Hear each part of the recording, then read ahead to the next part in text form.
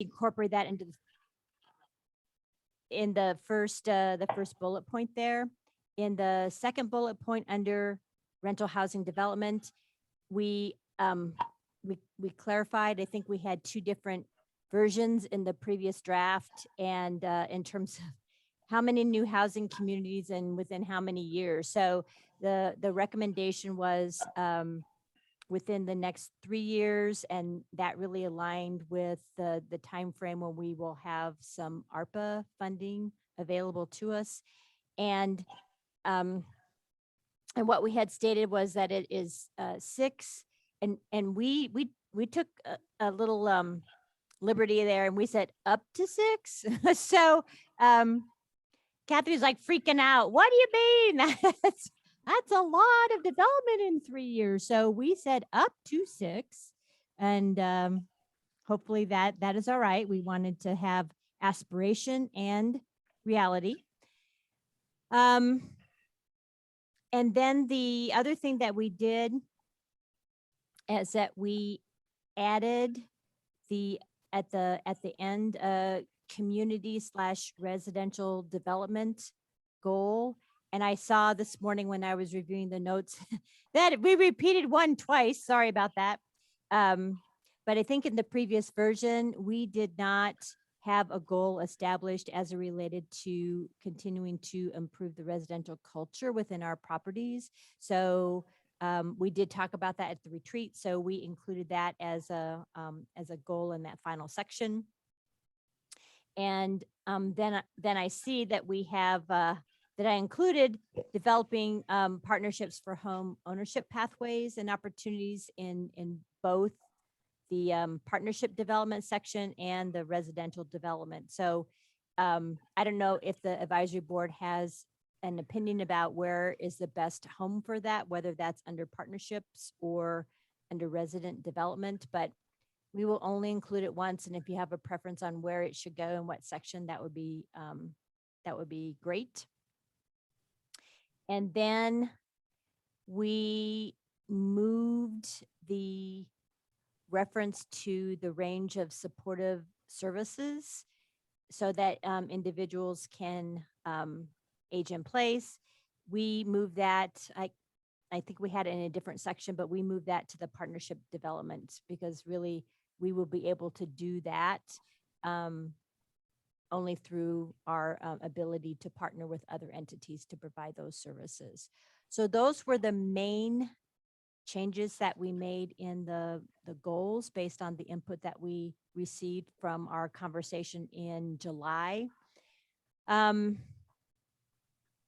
So if there are any additional comments, or if we missed something, or whatever, please do let us know and we can make those changes. What we will do is include this in the packet for the Board of Commissioners in our October meeting when we meet with the Board of Commissioners, and that's right now slated for October 19th, I believe. So we will get those adopted by the commission and move those forward. So Kathy, I don't know if you have any comments, or Harold, or really anyone about the latest version of the LHA goals.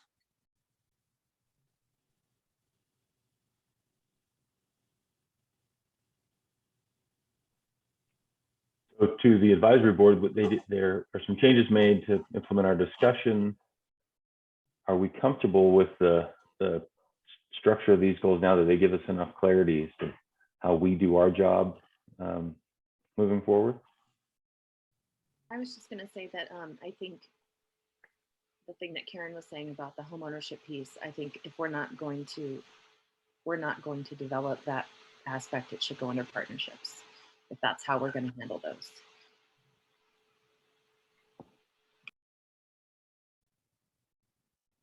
And Cameron, the one additional comment that I will make is that, we had a pretty robust discussion at the July meeting about the advisory board's role. And obviously that was captured in the notes from that meeting. Because it didn't seem like we landed on a specific, a specific plan.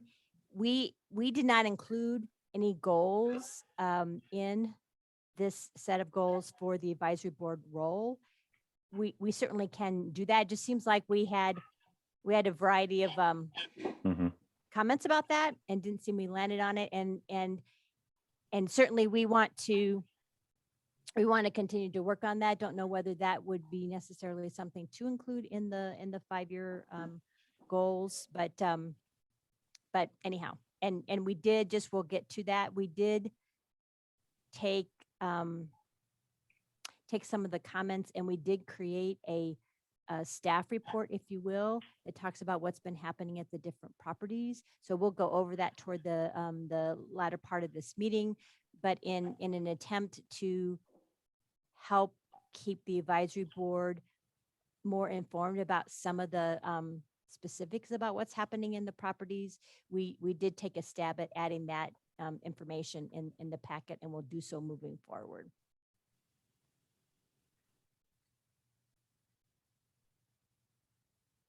I guess, Karen, my initial reaction to that is that the goals for the Longmont Housing Authority stand alone, and the advisory board is separate from that. Now, I would guess I would envision that once these goals are finalized by the Housing Authority board and adopted, then our role might be to kind of assess current operations or proposed activities for their alignment with these goals. But I don't know that I'd say anything about our role in the goals themselves. I think that's a separate issue.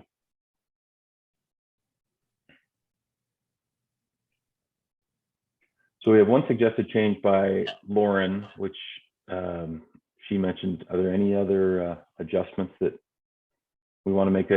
Karen did raise that question about how best to deal with the partnership issue. Do we have a separate partnership section that points to those specifics, or do we weave those into the other sections, or do we leave it in both places and just cross-reference them?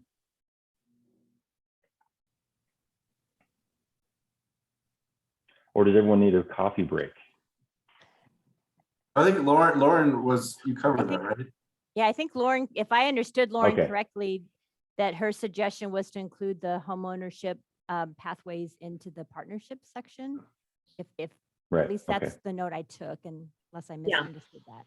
That's correct. If LHA is not going to develop a path to home ownership through its own policies, then it's truly a partnership with other entities, just like the aging in place, then we want to capture it there and develop that. That way there's no misunderstanding about what our role is. And I say our like we're still at LHA, but we're the advisory board, and I have to remember that. You're still part of the hour. We're one big happy family. Yeah, totally. So if that's the only change, do we want to put some punctuation on this and approve our recommendation that, as drafted with Lauren's revision, we would recommend that the Housing Authority approve this set of goals as presented? So moved.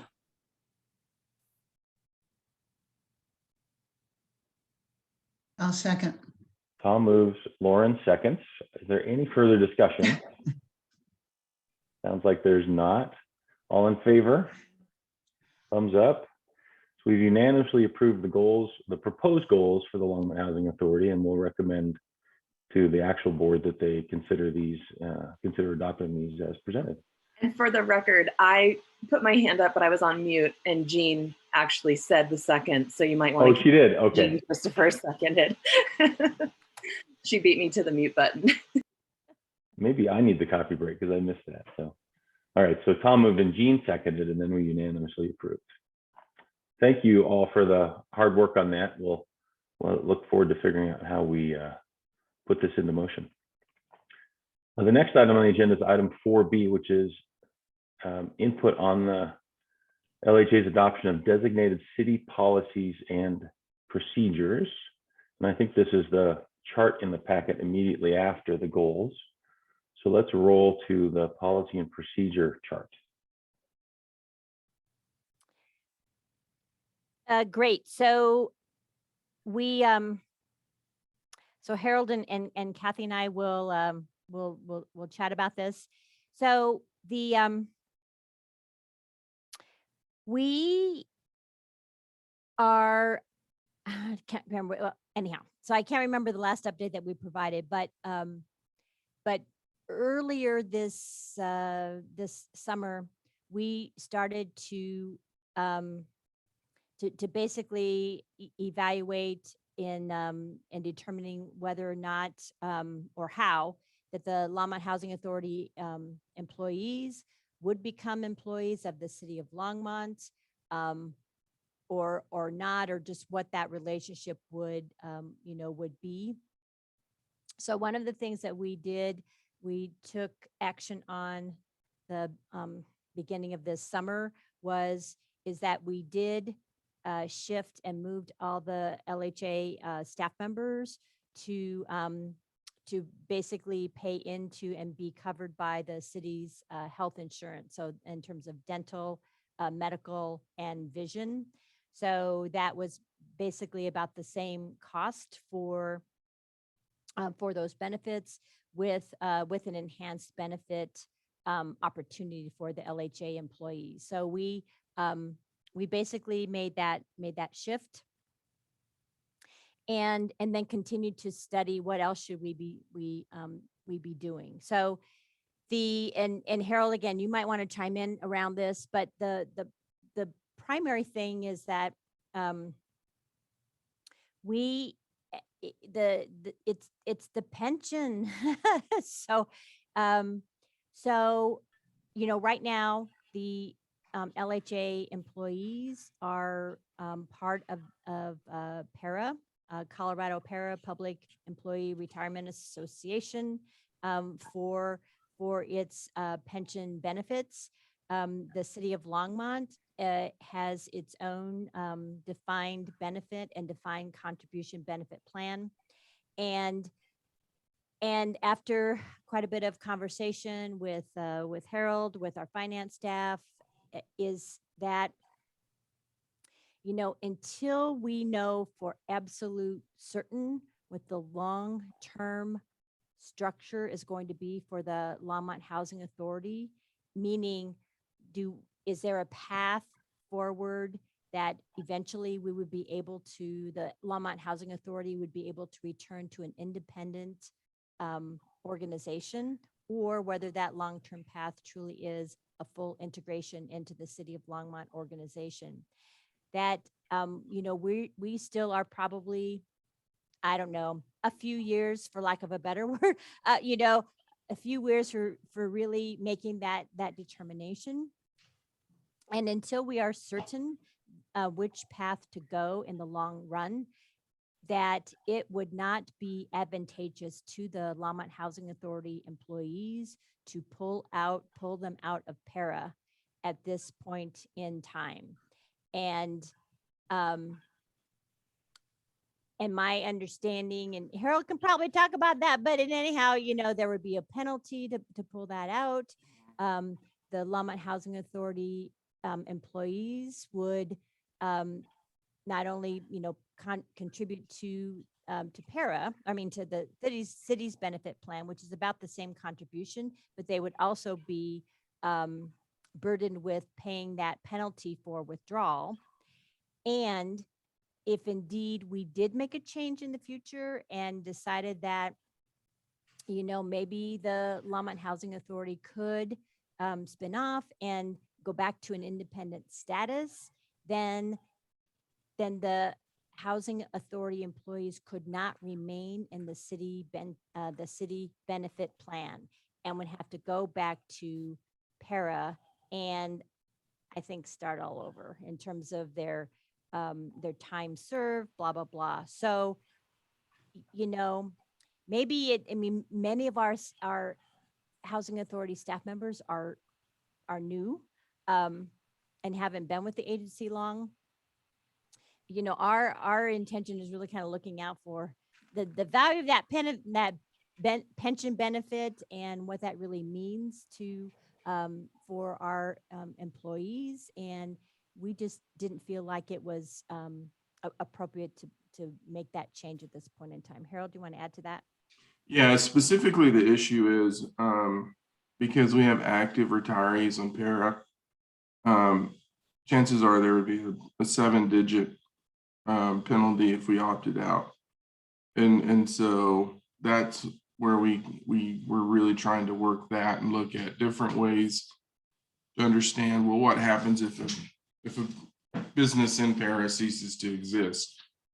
But then as we continue to circle back, it's just until we're absolutely sure what the future is, it doesn't make sense to move LHA staff then into the city system and then potentially into something else. And part of that is we're actually going through that right now with our public safety personnel, where we've sort of done this, and it's a nightmare, to be honest with you, and everything you have to do.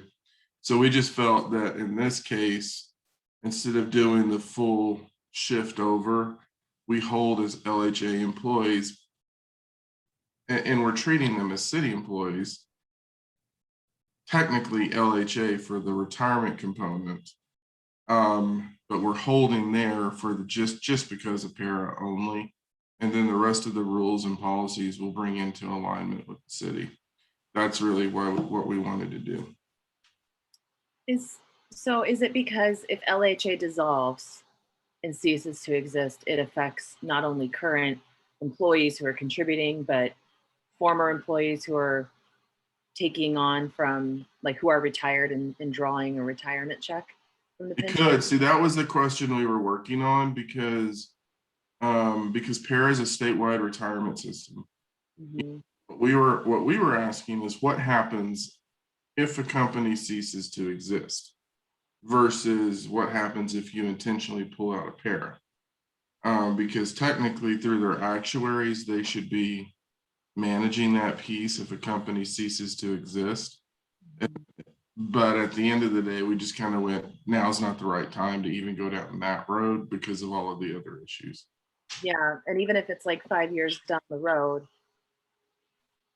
I would suggest giving employees, if they're still in the para system and contributing, the chance to vest before they move over into LHA, because I know if I were an LHA employee and I was like 1 month away from vesting after 5 years, that I would be really, really mad if I Yeah. had. So those are all the things we need to figure out too. And it's kind of interesting because our program, we have a hybrid defined benefit, defined contribution plan. Obviously, para is a defined benefit plan completely, which is highly unusual. So Jim and I even had the conversation of where the benefits better. You know, the big difference is obviously if you're in a fully defined benefit plan, they're better. The difference is para is not funded at the same level that our plan is. And so even prior to our actuary adjustments, we were in the 90% funding rate range. With new actuary adjustments, we moved into the 80s. But I think para is like 60s, or you know, they're not funded at high a level. So there's different issues in play. But from a benefit perspective, you know, it is in many ways better. So that was everything we were talking about and trying to figure out. And we just said, time out, let's hold it until we know more. I think that's a good call.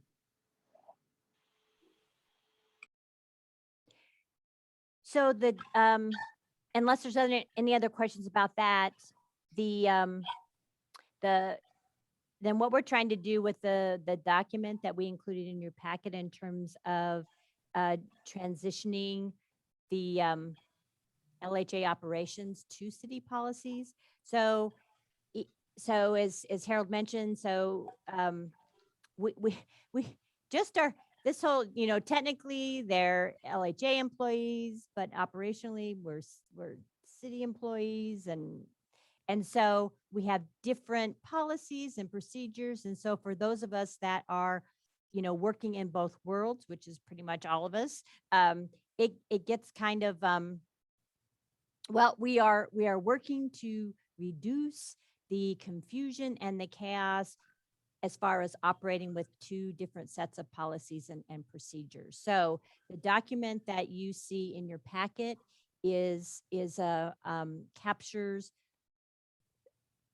part of our work in making judgments about this and really figuring out what are the city policies that we can basically bring before the Board of Commissioners and have them adopt those city policies as LHA policies, and what LHA policies really need to stand separate because of the work that the Longmont Housing Authority does Yeah. and what does make Yeah. sense. So so that is really what we have in that table, and we thought that we would basically bring this before the advisory board, since for many years you functioned as the Board of Commissioners, that you might see something and might be aware of something that we haven't acknowledged, and we wanted to tap into your experience and consultation about that. Great. Yeah. Well, let's start with Jean's input.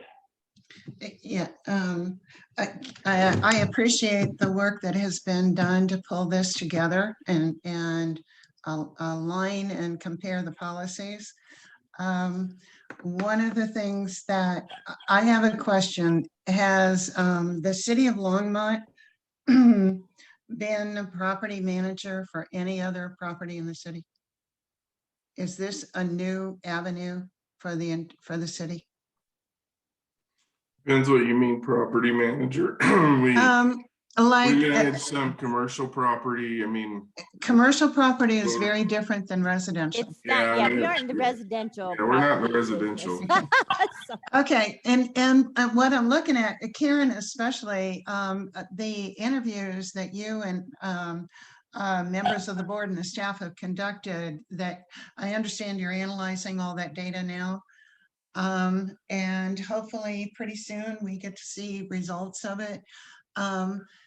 My understanding in conversations has been that one of the outcomes of that will be guidelines for working with residents. Is that true, Karen? Yes, do you mean Okay. generally? So it's not, Okay. it wouldn't necessarily be a cookie cutter per se, but yeah, No. we're going to learn. We're going to No, learn. no. Yeah, And that that's part of what I'm looking at is in this set of policies. It seems to me that when your work is done, Karen, when this interview process is done, that there should be a policy relating to how we connect and deal with residents. Do you see? And that would be something that is an LHA employee concern, not necessarily for the whole city. Do you understand what I'm saying? Yep, I understand what you're saying. And I guess what I would say is that the city, oh, hi, Lauren. So I would say that the city of Longmont isn't in the property management business as it relates to residential Right, right. communities. However, I would also say that we are also in the people business. Yes, yes. So we have a lot of we have customer service standards. We have practices yeah, that we have yeah. established for working Right. with different individuals. So I don't know whether. So I've made a note of that. I'm not sure what. to do There's with that, okay. but I think My point, Karen, is that what you're working with now is the city is now in our homes.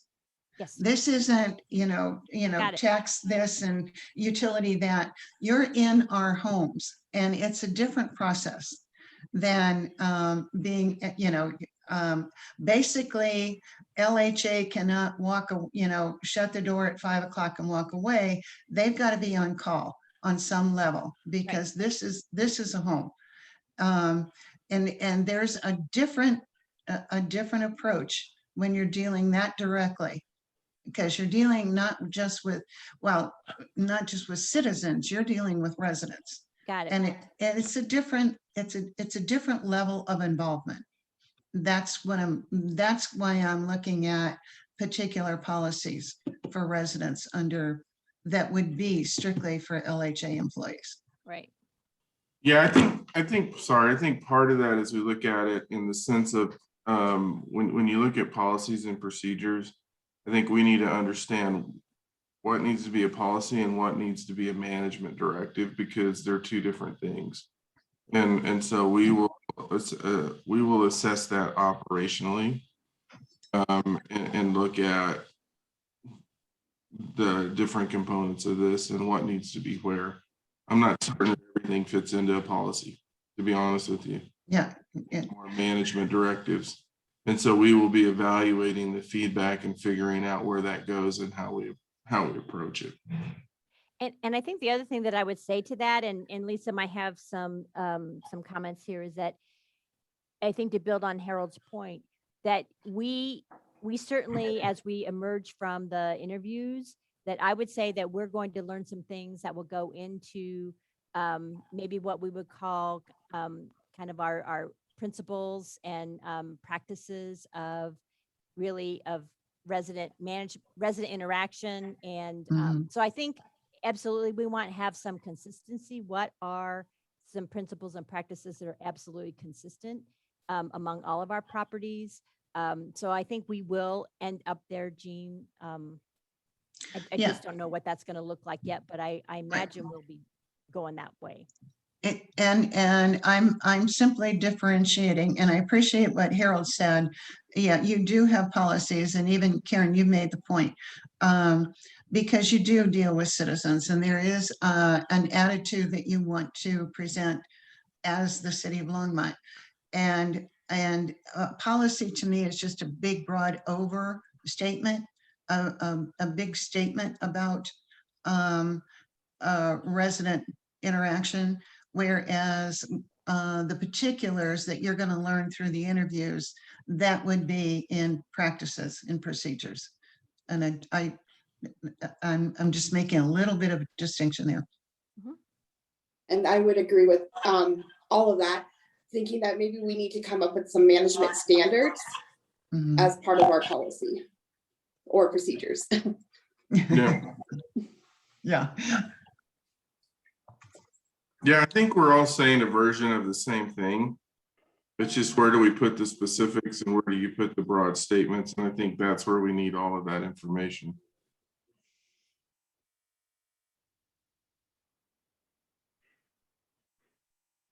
Arlene?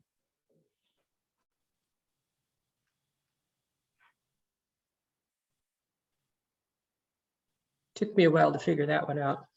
I'm going to assume that we're not going through each one of these policies. Unless you want us to. Unless you want No, us I have a couple of questions though. So under purchasing and procurement, just sort of a clarification for me for understanding and I'm thinking that this might have to do with contracts or proposals. If the federal policies are higher, then does that mean that the city can actually go higher on something like that? Or are we going to stick with what the city has right now? Am I making sense? Generally, you can be more restrictive than the feds. You can't be less restrictive than the feds. So in this case, the city's policies are more restrictive in terms of what we have to do. You know, my gut says in this one, we think the cities are pretty safe because we've been through it with any number of federal agencies, and we know we're clear there. We may evaluate as a whole whether we move higher over time, but I would make the recommendation we move to the cities because it just makes it easier for our purchasing staff. Okay. And then my other question is under media, because I have seen people get tripped up on this in the past, not particularly here, but in other places where I've worked. Who exactly has the authority to speak to the media, or do you have in the city media representatives so that people refer them to that particular agency, or could individual people actually talk to the media? So We have go our ahead. information staff that typically the media ports into, in our case, typically Rigo, Marika, or Becky Skull, and then they work with the leadership of the different divisions to determine who's going to have that conversation. And so they really work with us in determining who's going to be the spokesperson. In most cases, we really leave that up to the director to determine operationally who the best person is to talk about whatever it is. So we don't restrict it. That's because we're so large. In this case, I think we would follow the city's protocol, which would mean it would be me, Karen, or Kathy, unless we wanted to have someone else like Lisa or someone else talk, but we would be working with our public information staff on that. Okay. So I think if I can add to that, so I mean, so Arlene and Harold, you know, so there is a media policy specifically in the LHA personnel rules or the handbook that says, you know, only, in essence, only the executive director can speak on behalf of the LHA. And so as Harold mentioned, how we manage that in the city is a little more fluid. And, you know, I did not find, unless I'm missing it, Harold, I didn't find any specific directive about how we do that. We all know, generally, most of us know, we know how we're supposed to do that. But we don't find that in, you know, really in a written policy, and it's certainly not in any of our, in our codes or anything like that. So, so we would need to, so that's what we were pointing out, that we would need to have some, you know, clarity around that for the LHA if we didn't incorporate that into a policy for LHA. Yeah, I mean, for example, if we have a public safety event, it's the on-scene commander that's going to be the immediate media contact. So that could be based on what we're doing. And then as we change the command structure, then that'll change with it. So it's hard for us to really pinpoint who it is. And then eventually when we bring PIO staff in, they become the spokesperson. So because our situations can happen so fast, and as Karen said, they're fluid, we don't have a defined policy because you never know who's going to need to be the one to talk. I think this may be also driven out of history, to be honest with you, and what occurred. I will look to Cameron and more of the tenured board members in terms of what happened when we were dealing with the issue at the suites. I think that's probably when this policy came into play. And the difference was we were both dealing with the same issue, but I think Cameron was on the board then. How we decided who was going to talk and what we were going to say was very different in LHA and in the city, even though we didn't have a defined policy. Yeah, and I'll just, for the sake of history, we did, as I recall, we did not have a specific policy at that time. And we went from an organization that was almost invisible to the world to one that was getting peppered at all points of contact on a daily basis by all sorts of media. And we didn't really have a plan of how we should handle that. And there were a number of stumbles in that process that probably exacerbated things for the organization. So I think the policy, the specific, only the executive director will speak policy might have been an overcorrection in reaction to a lot of activity. And so, but I think what we're talking about here is more appropriate. And the big difference is that we have people in the communication line that have experience dealing with these sorts of things, rather than a bunch of us novice board members who were not used to having TV cameras in our faces.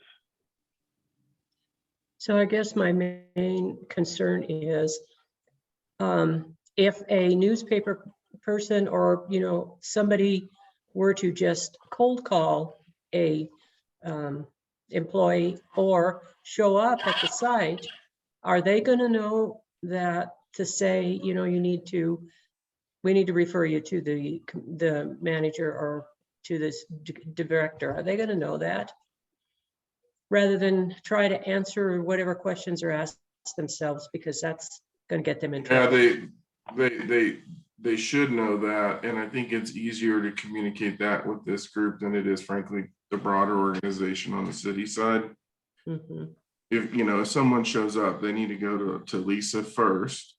Lisa then needs to catch us, and then we'll bring in our public information staff, to Cameron's point, to understand what's going on.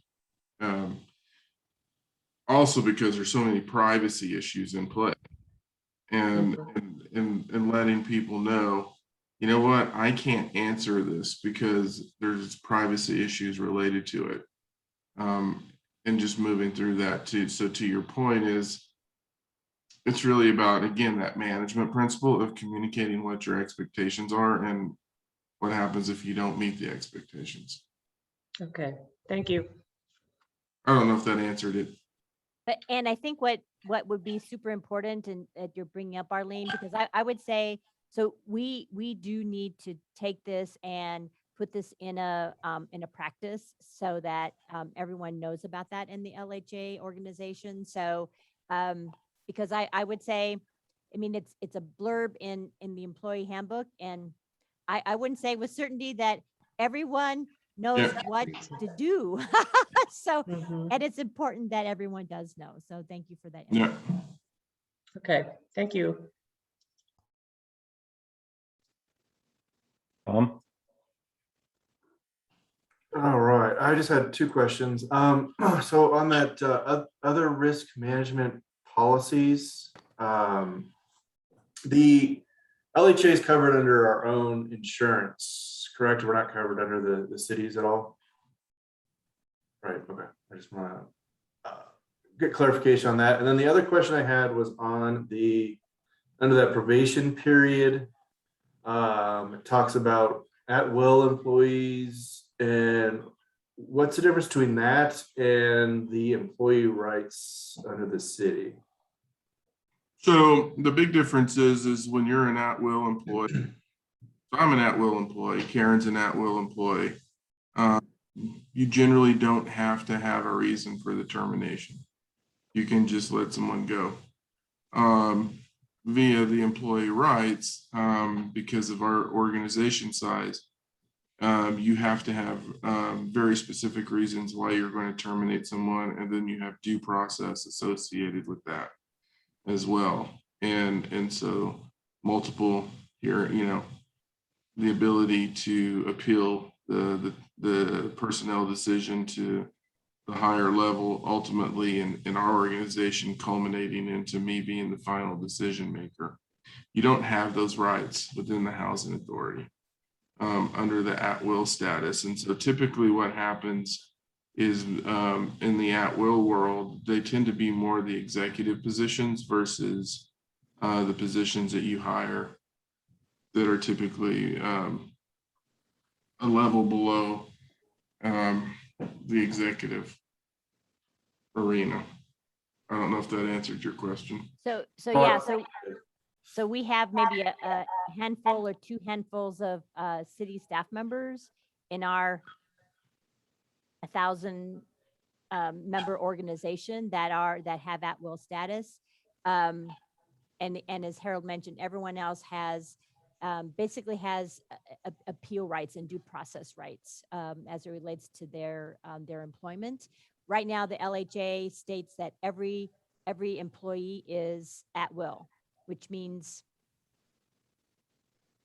can all be gone tomorrow. so, Yeah. so they don't have those rights. And so that's, that's really the, the difference. And I think what we are, and plus there's a difference in terms of the probationary period. So the city has a 6-month probationary period.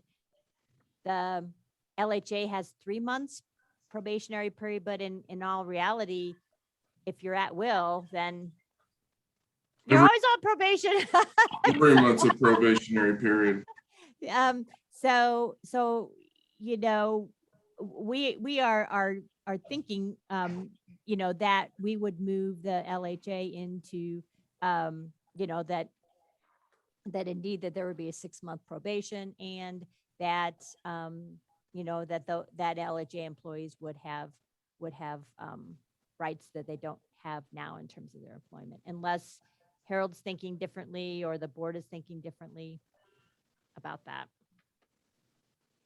No, it makes sense. I just wanted a little bit clarification just to see what would be added in terms of the employee rights, and you'd really be giving more coverage to the employees. Right.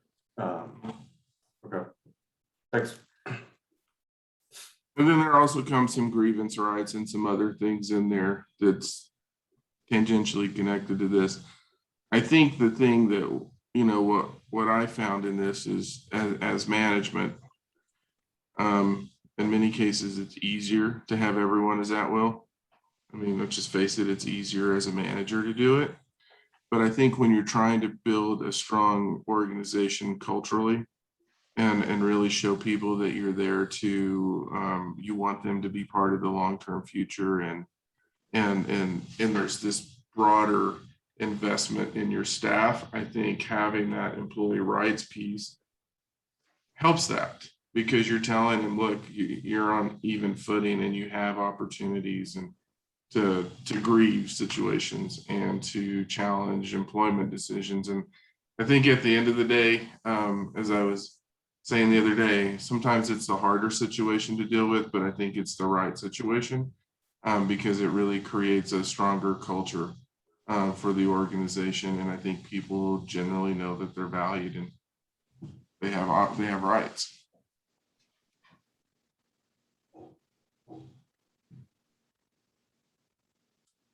Any other input or questions about the policy chart?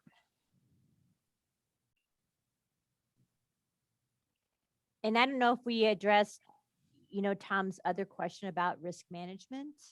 I don't know if Harold, if you want to talk about in terms of workers' compensation, is that, well, do you want to talk about that one, Harold? Yeah, so we're gonna have Doug dig in on some of the insurance policies. So we're a quasi self-insured. Doug is our risk. Doug is our risk manager. So I don't think, well, I'm not think. The housing authorities never really had professional risk management department from a workers' comp, from an insurance perspective, jump in and evaluate and look at this. And so from the city side, though, we do have self-insurance and then reinsurance on top of that. So we can't really bring into the city's policies. But Doug has been involved in assessing the housing authorities policies in play. They've helped us deal with workers' comp issues in Pinnacle, and really resolving those, more aggressively resolving those situations. And so what we're really bringing in on this one is we're bringing that professional expertise to look and evaluate the organization, see where we can partner and where we can't partner. But we're going to have to dig into it in more depth. So that's generally what we're doing. But any risk issue, just to be clear with the board, it's just like human resources. Any risk and human resource issue that comes into play, we are bringing them in immediately with us. And so they are advising us operationally now as we're moving through those conversations. Good. I think Arlene, did you have a question or comment? Well, and the only other thing is under the last policy, which it says policies and procedures. You have repeated that first sentence twice. I saw that. I had another oops. I was in double trouble, I guess. Thanks, Harvey. Well, and the one thing, the one thing I want to say, just so you'll see this in the budget. What we're also trying to do when we look at this is to really figure out what's the best world and the most appropriate world for everything to fit. Interestingly enough, the move into the city's health benefits has already resulted in something for us next year in the budget. We actually did not have a rate increase in our health insurance for 22. And so the good news for the housing authority is typically those rates were going up on you all because of the small size of the organization. Well, you actually came in, let's say, relatively neutral, cost neutral, but much better coverage. And then going into next year, we had no rate increase on the health insurance side. So we're starting to see some of that economy of scale and that benefit coming in. And then we also negotiated for the next 2 years on the health insurance side, no more than a 5% increase to the cost. And so anytime you can negotiate no increase and then no more than 5% each year in the following 2 years, that's pretty good on the health insurance side. So Are you guys self-insured on the health insurance side?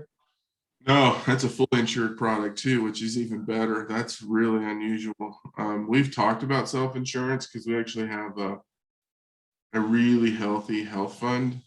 But right now, our performance fully insured is just as good as a self-insured. So we don't want to, why take the risk if you don't have to? And we were self-insured at, earlier. Many years ago, yeah. Yeah. So Harold and Karen, on this policy chart, is this just informational for the Housing Authority Advisory Board? Or do you need some direction from us, or is you just gathering information? So it really was informational. And again, because you all have functioned as the Board of Commissioners for the Housing Authority for many years, we just wanted to run this past you, certainly seek any clarification from you, and to see if there's anything that comes to mind that you say, oh my gosh, don't forget X, Y, and Z. So we were seeking some consultation. Great. Well, I think we've given you all we've got. There's no more discussion. Let's move on to item 5, the city report, and 5A is an update on operations.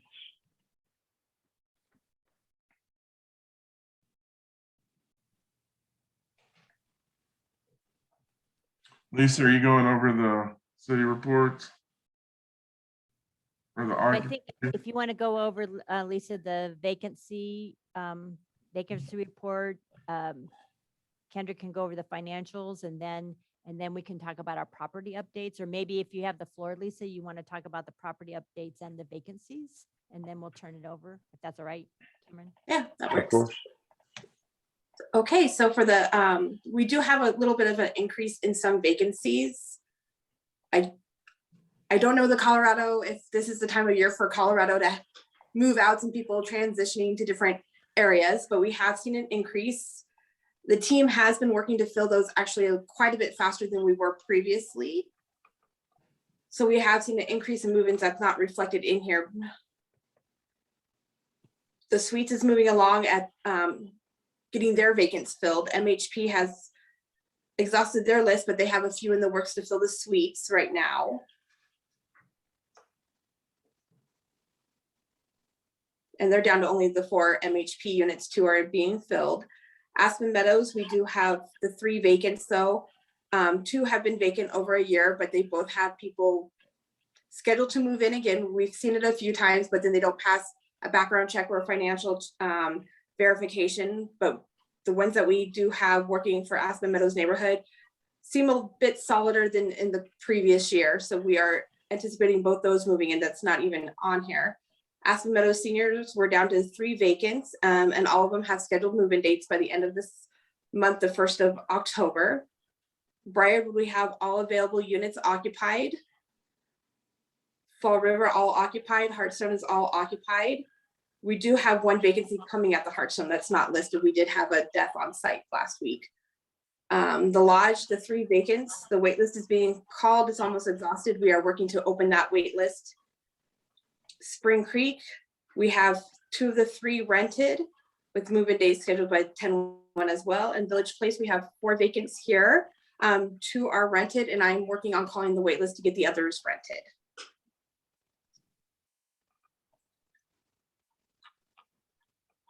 Any questions on the vacancy trends? Arlene? I have a question where you have possible meth and a meth unit on 2 of the places. When you're cleaning those out, do you have to clean any of the adjoining units as well? Or is it strictly that unit? It's strictly that unit. We use a third-party vendor who will come in and test, and they test the unit prior to cleaning. They test it during the cleaning to see how much they need to do. And then once the unit's been cleaned professionally by a vendor, then they test it again to make sure the meth is out of the unit and not in the hallways. Depending on like the suites, they do test the hallways and surrounding areas to see if there is contamination outside of the unit. Mhm. Okay. So I think it depends on the level the testing comes back. Mhm. It depends where the high levels occur, and then the nature of the construction on the units itself. And so all of those things get pretty specific into what we look at. And we're guided by state rules and procedures in terms of what you have to test and how you test. And so, for example, when she talked about the suites is probably much different than Aspen Meadows neighborhood just because of the nature of the buildings and where we find it. So if you find it in an area that's really close to another unit, thing we didn't talk about is in units where you share the air handling systems, then that creates a different issue. So it's kind of it's really situational in terms of all of those things that you see. So have you ever had to totally demolish a unit due to meth? Yeah, the one right now at the suites is down to studs. Okay. Because in most cases, what it contaminates is the drywall. And it doesn't typically get beyond the drywall. And so you have to rip all of that out. But I know before we became involved, just talking to some of the board members, there were multiple units where it was taken down to the studs. Yeah, we had a period of time where this was a huge part of the budget is dealing with the remediation. And typically, basically in those cases, we had insurance coverage, but it only covered a portion of the remediation cost. I think we had a deductible in each case. So it was a significant issue. Harold, or Lisa, do we test every unit when it's turned, or does there's some trigger that tells us it's time to test? I think if there's reasonable suspicion, we are testing. For the one at Aspen Meadows neighborhood, we've been working with Sarah Arney, and she did some research and found us some test kits that we could order to do ourselves. We tested the unit. It came back that there is a meth contamination. So then we will go to a third party now. If we would have done the test kit ourselves and it showed no contamination, we would just leave it at that. And those tests run about $40. Okay. And then, I mean, is it true that the majority of our units that turn, we don't test, or is we shifting to a test everything idea? I'd say we're trying to figure that one out right now based on it really goes to the reasonable suspicion piece, right? And what we're seeing. The new change in this is actually the $40 test kits that Lisa was referring to. That'll give us the ability to look at that. It's a pretty big. I mean, if you test everything and everything comes back, then right, it's a different issue. And so that's why we're really trying to anchor on the reasonable suspicion. Yeah, that's where I was going to. A couple of years ago, we did get some guidance that it may not be a best practice to universally test for a variety of reasons. Yeah, we saw that. We went back and we reviewed some of those board discussions where you all were talking about, you know, whether to test every unit and the impacts of that. So Right. so yeah, so I think as Lisa and Harold talk about it, it's really as if we have some reasonable suspicion. And the other thing, just you know, moving forward as we are looking at future new construction, is that what do we do to minimize the contamination of multiple units? And so so I think Boulder County has moved to this, is it really looking at individual HVAC units in each of the units.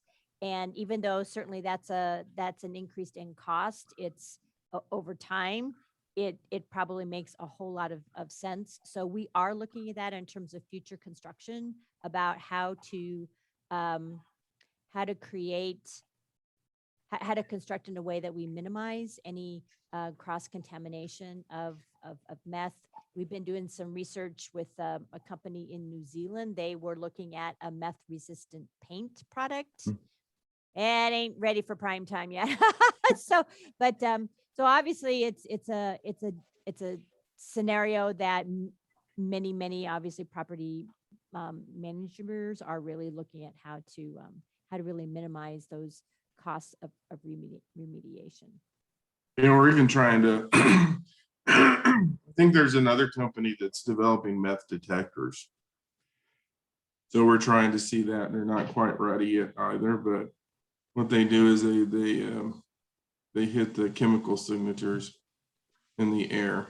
And so we're trying to see how that industry is moving forward, because ideally that's the best one to use, simply because you catch it early.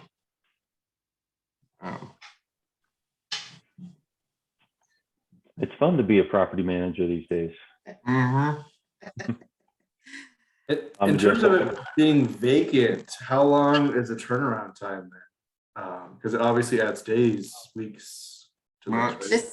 months. This one, we're looking at quite a few months just because of construction right now. Our vendor, who normally Kershey Construction, who's done all of our other rehabs, is having a hard time getting some of the stuff that we need to put into that unit.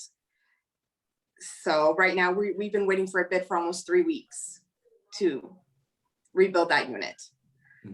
Yeah, because that one, they do have an HVAC, they have their own HVAC. So if you've been unfortunate enough to have your air condition break within the last year, you will understand, because we had an air condition break in the Civic Center, and I think we just got it fixed. It's months to get the part. So depending on what it is and getting parts and things like that, right now it takes a long time. Typically, I would say if everything's available, it could be about a month or two, because you basically have to demo, decontaminate, and then essentially rebuild from scratch. If it's bad, now I will tell you, sometimes we only see it contained in the restrooms, or sometimes we only see it contained in the bedroom, and so that's much easier to deal with than when it's all over. And then there's a difference too in whether they are smoking the meth or whether they're shooting up. If they're shooting up, you tend to not have the exposure that you have via smoking, and so it's an interest. You just see all the nuances to this. And for the Aspen Meadows one, we do anticipate that that's only probably going to be the garage and a bathroom when we get the vendor to come in and test. Our test that we did, we test 4 spots, but it gives us an average of those 4 spots, just to tell if we need to go outside or not for testing. If no other questions around the occupancy, we skip to page 19, which is the property updates. This is per request of a previous meeting of some of the stuff just going on each of the individual communities. So for the suites,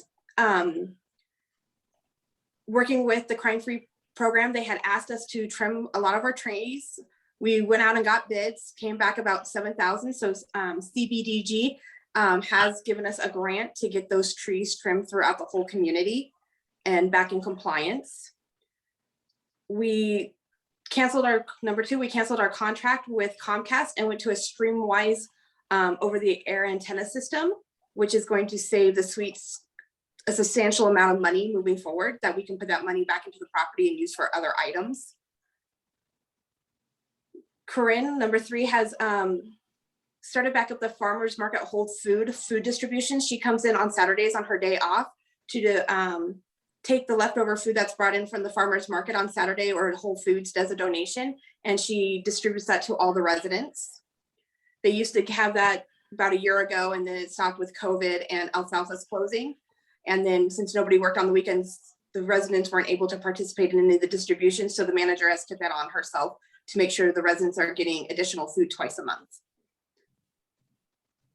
We had new exterior lighting installed through a grant with Efficiency Works. The total lighting that was put in was about $9,764. 2 residents have passed away in the last 2 months. They were both in the hospital, non-COVID related. And then we had a few inspections due to electrical issues, GFIs not resetting, being loose when we had our housing inspections done.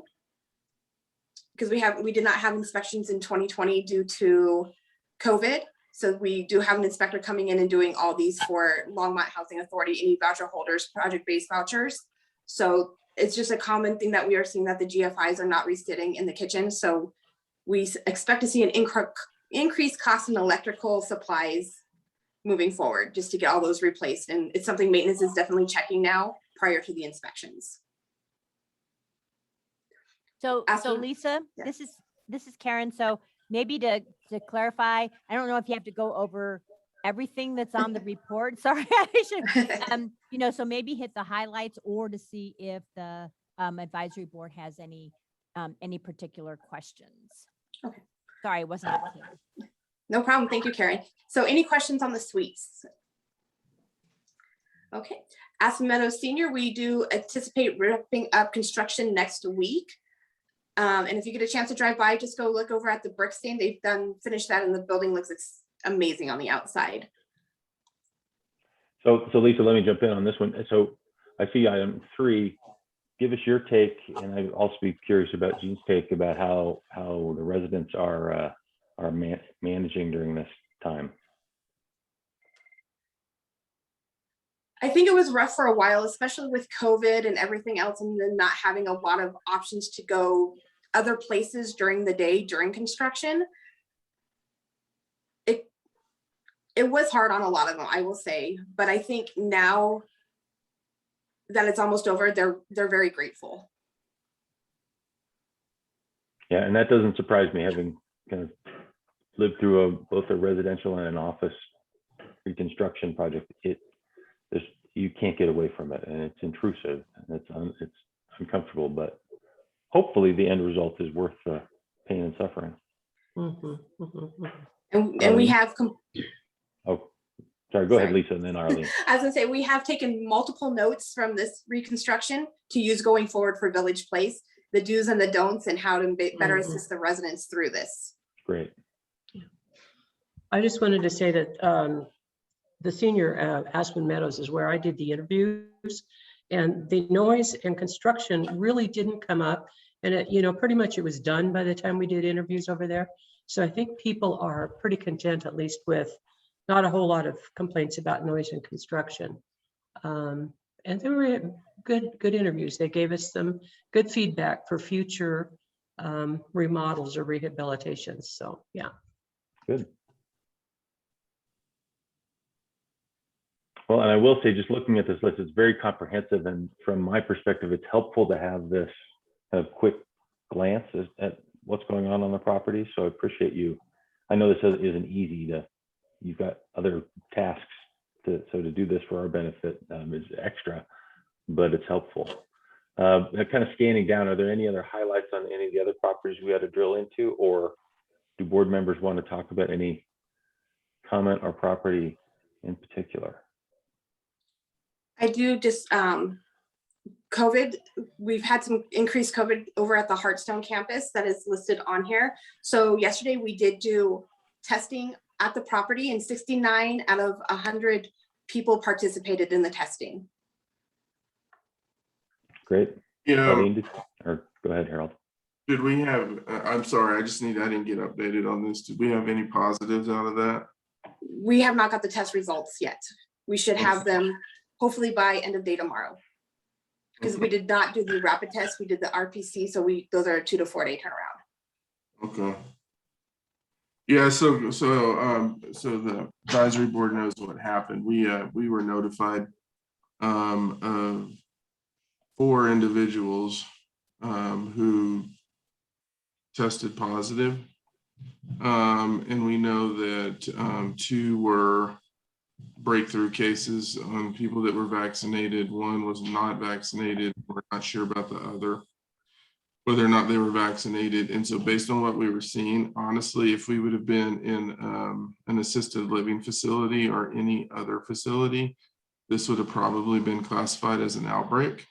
It wasn't classified as an outbreak because they have their own apartments.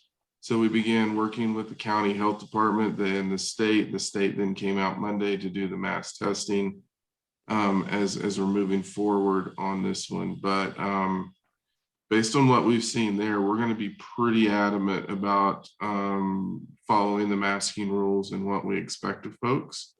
And I'm probably going to, just to be clear, look at it in terms of how can that be considered if the least violation if people aren't doing it in the public spaces, because 4 cases in a couple of days, that's a lot. Mhm. And so we'll be working with our legal team on this one. And then we do have another round of testing scheduled for next Tuesday, just in case we do have more positives that come out of yesterday's testing. So we're trying to be proactive, and we're working with the state that we will continue to schedule ongoing testing if needed. If there's no more cases with yesterday's testing, then we'll cancel further testing. And I just want to give a shout out to Lisa and the property managers and our senior services staff. So they are, they've gone through this as it relates to pop-up clinics for vaccination in our properties, and a lot of the procedures were the same, and they went into action like a well-oiled machine, and really, because we went door to door, and so I think the State Department of Public Health and Environment really appreciated our work, and so Lisa and her team did a fabulous job, and and we really do have the opportunity to schedule these, whenever we think that we might need them. So so they did great work. Jean? Yeah, I appreciate what Karen said. I'm all for everything that she said. I just wanted to let you know that one of the residents at Aspen Meadows received a phone call from Boulder County Health saying that there would be COVID testing on Monday and somebody would knock on their door. And now that I have heard what you said, I've got a feeling her name was somewhere on the Hearthstone launch list, because we thought this was a total scam because we'd never heard anything about it. And there are, a number of creative scams out there. Mhm. So I just wanted to let you know that this is awesome that you're testing and that you're following through. But maybe I wanted to let you know that happened, and maybe take steps to not have that happen Double again. check. Yeah. Yeah. It wasn't a scam, but yeah. So, But it yeah, sounded double like check it, it sounded like it. And Yeah, so that's it- why it was scary. And it was a whole weekend of, is this real or not? It was a little unnerving. So But that doesn't detract from the fact that it's a wonderful effort that Lisa's putting on. So great work. So this is actually a good point, Jean. if we know about it and that we're going to schedule it, you're going to see us paper the entire facility immediately. Yeah, In this that's- case, we sent notices out to everyone in the Sure. facility. So if you get those calls and you don't see notices, We just building- assumed it was a scam. We didn't get right? it. No, I think that's good. Now what we don't know about this individual is, I don't know if somehow in the tracing there was a connection too. So we've got to figure some things out. Yeah. We'll figure it Okay. out. Well, I do know what happened on that instance, and Andrea figured it out. The resident had a friend's phone number listed. She swapped her number with her emergency contact number, is what Andrea believes, because, and it's Okay. my staff who is calling. It's not Boulder County, so we will have LHA staff calling and identifying and setting up. Okay, So, because the message that was left said Boulder County Health. So that kind of threw it. Yeah. Okay, thanks. no problem. The only thing, this is just a public service announcement. Just be careful for everyone, and make sure you're following protocols and you're doing this. We are seeing the world kind of flip on us a little bit, and Gene, especially in your building, since you're on here, if you see folks that aren't following the rules, let us know, because we think in this case, without getting into too much detail, we think the person knew and didn't follow the rules, which is why I'm looking at how can we make this a different issue or a lease issue for us, because we can't have people jeopardizing the safety of our residents. So. Yes. And so with that, because of the increased cases over there, that we did cancel the coffee and conversations for September and October, because we did have the fire department coming in to do some trainings, but we didn't want to put them at risk along with my other team members. So we hope to resume in November. So since you have canceled those, are you still going to go ahead with the open house on the 28th at the Aspen Meadows? I think that's That is- outside. Yeah, it's outside. It's not going to be a tour inside. Molly? There's Molly. So I was going to chat about that with the leadership team today, because we do have, we plan to do tours in the lobby areas and in one of the UFAS units. So I'll chat with the leadership team today about what we should be doing. But the actual remarks and most of it's outside, of course, if the weather cooperates. So. And I would say generally on that, if we can have I mean, here's the deal. If we know, we may put a requirement that says to do the tour, you have to be vaccinated and you have to wear a mask. Okay.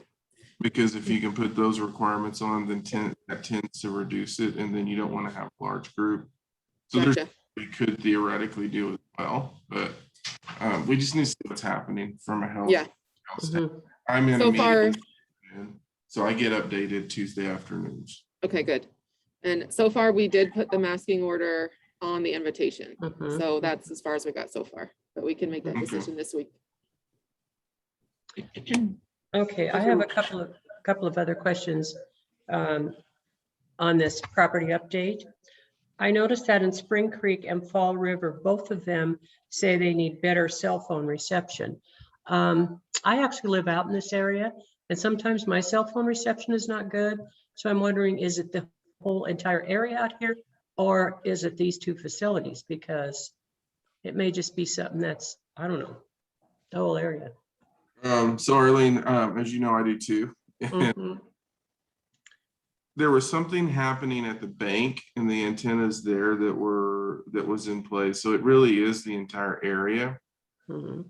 One of the things that I've thought about is typically with buildings like this, you can lease space for the non-obtrusive antennas that kind of go on the side. Mhm. And so I think we need to look at something like that, maybe partner with them. It could be a revenue generating opportunity, but it is the entire neighborhood, but it's worse for them because of the nature of the construction of those units. And so once you're inside the building, it almost kills it. Mhm. Okay. under the illegal plants, were we actually growing marijuana at Fall River? Yes, there was some. So Friday night, Eileen, you may have seen it, and Gene, you may have seen it. We had a lot of fire trucks, not Friday night, Sunday night. Thursday night. Was it Thursday night? We had a lot Yeah. of fire trucks there. And so I went over and it was burned coffee that really burned. And that's when they were telling me, so yeah, somebody planted marijuana plants in the community garden. Well, along those lines, because I could hear the fire alarm going off. And I sort of figured, since I couldn't see flames bursting in the air, that it probably was not actual fire. But it seemed to me that the response time was a little slow. And I just wondered where the station is that addresses this area.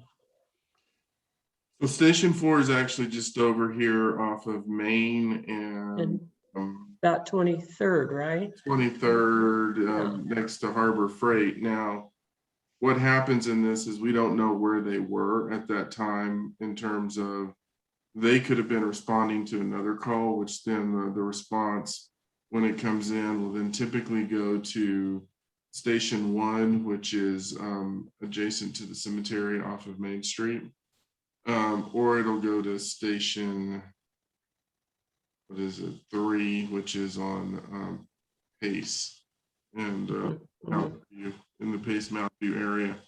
So it really depends on what's happening in the system and who's out responding to calls.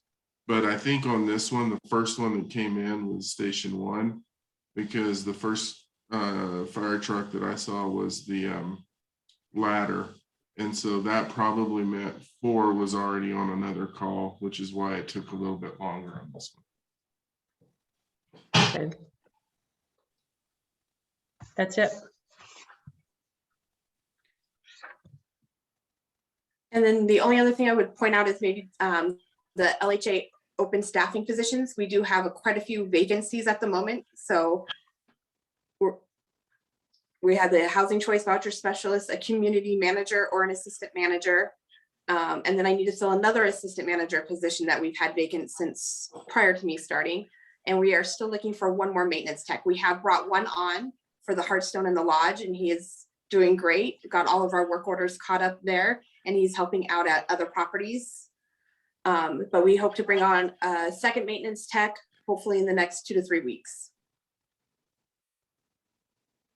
And we've been getting a good response in terms of applications in that, or is it still, I mean, you know, the employment out there is pretty tough, getting people to apply on that. Have we been getting people to actually fill out that? Not seeing a lot for manager or assistant managers. Maintenance, a few more. Housing choice voucher special, I think, has been pretty good. Karen? No. Not unless Olivia has some updates. So it's a challenge, Tom, and Olivia's shaking no. So we did have and to add to this is that we did hire the resource specialist that's going to provide support at the suites, the Hearthstone and the lodge. Her name is Melissa Ceracio, and she starts on Monday, and we had 68 applicants for that job. So that was an anomaly, and that was an anomaly. So Yeah. it has a strong applicant pool. The rest is really, it is a challenge. There are a lot of entities looking for property managers. Boulder County Housing Authority is, they're hiring for several positions. We're working with them to say, if you have great applicants that you didn't hire, send them our way. So it is a challenge for sure. Yeah, it's just more of the same. I mean, it's the oddest thing. You'll have some positions where, and this is just across the organization, you'll have some where you're not anticipating a lot of applicants and you get a lot. And then you have others where you traditionally get a lot of applicants and you're not getting any. This has been the craziest job market I think I've ever seen. and Lisa, do you want to just note the REACT scores for Hearthstone and Lodge? Oh, yes. So both Hearthstone and Lodge both passed their REACT inspections this year. Hearthstone passed with a 94B. We had very, very few findings. And then the Lodge passed with a 76C. And I believe their last score was a 59. So huge improvements. Excellent. That's great We news. passed a REACT in 8 or 9 years. Is that what they said, Lisa? I think Kathy did say that. Kathy, I think, has the exact number. Yeah, this is Kathy. No, it hasn't been that long. They did have Oh. successful ones in the past, but the last about probably 2 to 3, if not 4, have Okay. not been very successful. Yeah. So that was a big lift for the maintenance team and the property manager, Andrea, and the property team to get it ready. So that was a pretty heavy lift and they did a great job. Well, good work to them. Any other updates on the property report before we jump to financials? All right, well, let's move on to the financial update. So I will start with the accounts receivable aging. It's not going to look like we've made much progress, partially because we are focused on the Hearthstone and the Lodge right now. We have a requirement with HUD to get all of that AR reviewed. And unfortunately, with those two properties, they are systematically automated. So we can't really do the adjustments until we fully know what the adjustments are, because they have to be added to the ledger to come out of the system. So we want to make sure we have a full picture of what adjustments need to be done. Do we need to send money back to HUD? Were we collecting incorrectly? Do we need to send money to tenants? We have both. I mean, the amounts in whole don't look like a lot, but there's a lot of people, both current and past, and it may be small numbers, but it's hunting through the entire ledger to find out where it went wrong and what went awry.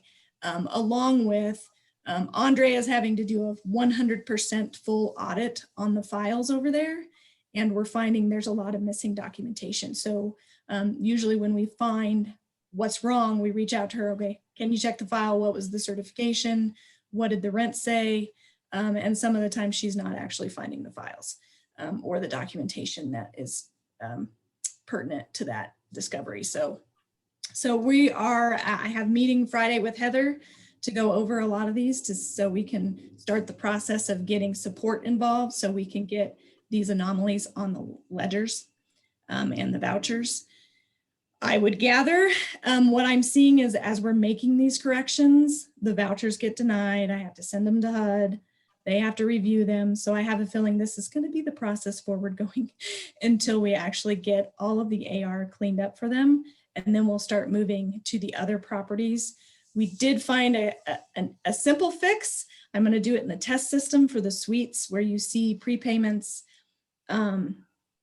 along with HAP subsidy suspense. What's happening is in the system, when they did a ledger correction, they didn't put a colon and HAP if it was a HAP payment. So it may be showing up on the tenant ledger and it's supposed to be on the HAP ledger. There is a little button in there that just says fix it for us, but I'm a little wary to do that in the live system. So hopefully that'll get us, more square with the suites, because that's the one that has the biggest problem. So does anybody have any questions on the aging detail? I'll move on to the financials. I did find a couple little boo-boos in my financials too. I didn't get my formulas copied over correctly. So the net income on a couple of them, the variance is wrong. So I apologize for that. For the most part, we are looking good. We're having increased revenues, less expenditures, because they're working on finding the best solutions for expenses, similar to the, going from Comcast to the TV satellite. I mean, that's going to be a huge, huge budget release because the satellite. That's like $30,000 difference, isn't it? Yeah, it's only going to cost like $1,500 a year for everybody to have TV satellite there versus $35,000 for cable. So, I mean, that's going to be a huge thing. I know we're also trying to make sure, or not we, Lisa and the property manager are trying to make sure that if it's just a carpet cleaning that's needed, a carpet cleaning is done and not the full replacement of carpet, which is what was happening kind of at Village Place, where everything was being replaced in full and really didn't need to be. So we were having expenditures higher. You will see both for the suites and Village Place that we aren't, we're less than what we expect for net income based on the budget. And the reasons for that, for the suites, we have the insurance claims. So we have the meth unit. We haven't received insurance proceeds for that yet. We also had, the water pipe that kind of carried over into 2021 as well. We also have some replacement reserves happening at the suites for AC units and a water heater. So obviously we're going to have higher expenditures. You're not going to see the revenue from that because it's just a cash to cash transaction replacement reserve to actual cash. And then for the Village Place, we have the security system that we did get approved for a replacement reserve repair, along with, there's a lot of accessibility repairs happening, people changing their tubs to showers. So those, along with the security, is what is causing higher expenditures in this situation. So does anybody have any questions on that? Yeah. Tom? Yeah, so with, so I think I heard from Karen that the person was hired for the tenant services position. Is that right? For the lodge and Hearthstone? So, And okay. the suites. Oh, and the suites, okay. So is that gonna then increase the tenant service expenses? Because right now we're only like 2% for the lodge and, was it the Hearthstone? It will. Yeah. It will Okay, so definitely. those two, since the position's been hired, well, okay, we'll start. Yeah, and we actually, for the budget, so we got fully funded for the supportive services through the Hearthstone and the lodge, so 20 hours per property, but that's going to change in 2022. We went to HUD and say, hey, we want to split this position between all 3 properties. We got approval to do so. And luckily for us, we were able to take that increase, and I was able to show HUD, like, I know we got this huge increase, but we need that money for other things. We need it for snow removal. We need it for landscaping. All those are increasing. We have submitted both the Hearthstone and the lodge budgets to HUD. I had to resubmit the lodge's budget for HUD because all of the insurance is going up, and it's going up pretty drastic. We didn't have an increase, a market increase last year, so they're playing true up. Along with, there were a couple properties, both the suites and the lodge, that were over their loss ratio. So I think the lodge was at 125%, and I think the suites was up there too. So some of the insurance increased, so I had to resubmit. The lodge is going from 570 to 593. Now that doesn't affect the tenants because they're still always going to pay the 30%. It's going to be HUD subsidy that we're getting for that to pay for those expenditures. And the Hearthstone went, is at 561, and we asked for an increase to 580. HUD did tell me that we were only allowed, because they gave us 15% last year, we're only allowed to get 4% this year increase. So they did reduce our rent for the lodge by $1. I had to find $250 that I had to take out. So to bring us down to the 4%. So that's Kendra, was it this one? Can't remember who I was talking to. The values of our facilities weren't where they needed to be either. That was the other thing. They were all really under, like, and I'm not the best. I worked with risk to figure out, like, I don't see the business, the building increasing every year. In fact, it was most of the properties were lower than what we actually built it back in the day. So if we were to have a total loss, we wouldn't have been covered. So we did go up as far as we could. Like, what did it cost back in the day? Let's at least get us up to that point, and then we need to start moving forward to increasing that so that we are fully covered. So there. Yeah, so they were underinsured. Hey guys, I'm sorry, but I have to drop off because my daughter has a physical therapy appointment that I had to move because of COVID. So, Sure. well, Thanks, nice. Lauren. I'll see you next month. So that's where we stand with those right now. Where's insurance shown? Is that in administrative expenses or is that going to be in general expenses? That is in general, I think it's in general expenses. General expenses, okay. All right. So for an example, I think the suites was at 35 and it went up to 60 something. So I mean, the suites, we've had 3 insurance claims within the last year. So and then so are we expecting any additional insurance settlements coming in to offset some of the expenses, or for the suites? Yes. Okay. Yes. We've received everything for the lodge. I think we're just waiting on the meth unit to receive insurance proceeds from that. so then that will then decrease some of that maintenance expenses in the suites and hopefully bring it closer to budget. Yeah. The only thing that's different is that when you have replacement reserves, you're going to have higher expenditures because you're not going to actually see revenue coming in. Yep. So that's what you definitely won't see. Great. Well, Kendra, thank you for the financial update. Any other questions or for Kendra or highlights from Kendra? Arlene? I'm just, because I have to see everything in front of me, you know, because I'm not into computers a whole lot.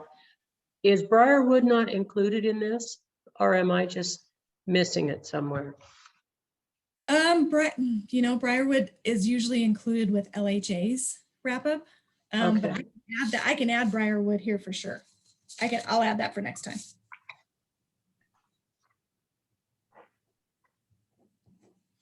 Briarwood, we do have, kind of an increased vacancy right now.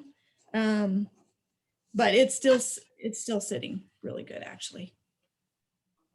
All right. Let's move on to item number 6, other business.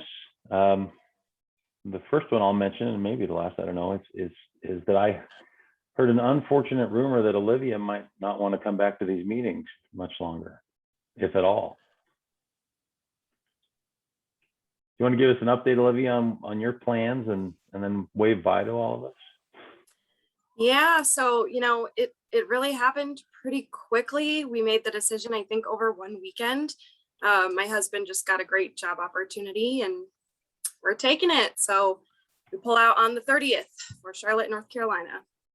Goodness. Well, congratulations.